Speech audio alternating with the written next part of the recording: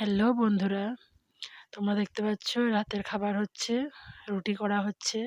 এই আটা মাখা হলো, দিয়ে এরপর মা বেলে দিচ্ছে রুটিগুলো আর আমি সেঁকছি।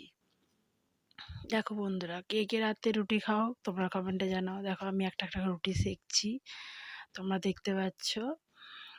আর আমি একটু হাতে করে উল্টাতে পছন্দ করি, কেন বলো তো? একটা একটা করে না খুন্তি করে হলে ছিঁড়ে গেলে না রুটিগুলো ফুলে না।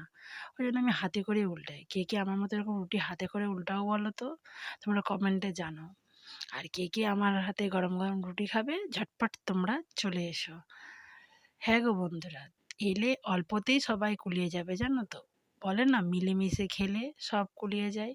হ্যাঁ গো বন্ধুরা, সব কুলিয়ে যায়। কারণ আজকে তোমরা দেখেছো সকালে আমার ভিডিও, কারণ আমি প্রসাদ আনতে গেছিলাম। প্রসাদ এনে আজকে রান্না বাড়িতে হয়নি, প্রসাদ খাওয়াই হয়েছে।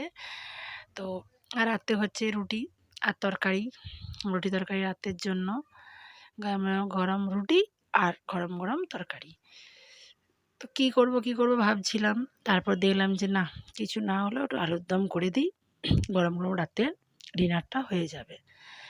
তো যাই হোক, এই রুটি সেঁকছি তোমরা দেখছো, কারণ একটু শুয়ে পড়েছিলাম। প্রসাদ খাওয়ার পর একটু শুয়ে পড়েছিলাম, তো দিয়ে উঠতে একটু দেরি, লেটই হয়ে গেল। তারপর মা ওই যে সিরিয়াল দেখছে টিভি, আর আমি তোমার রুটিগুলো সেঁকে নিচ্ছি। বললাম দাও আমিই করে নিই।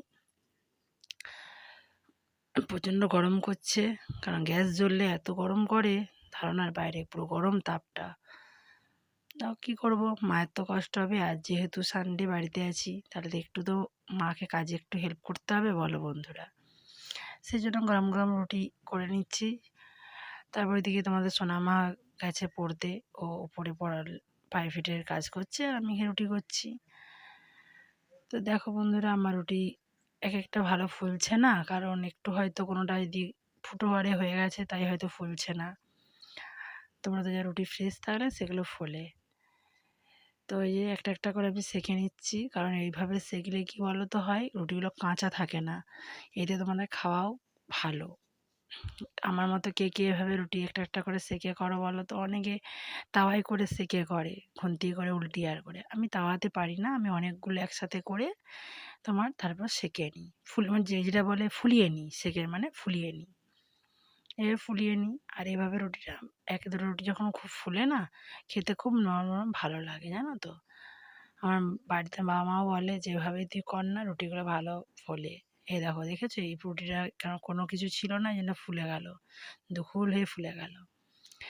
ঠিক আছে বন্ধুরা, তোমরা দেখতেই পাচ্ছ রুটি হচ্ছে, এরপরে তরকারি কাটা হবে, তারপর তরকারি করব।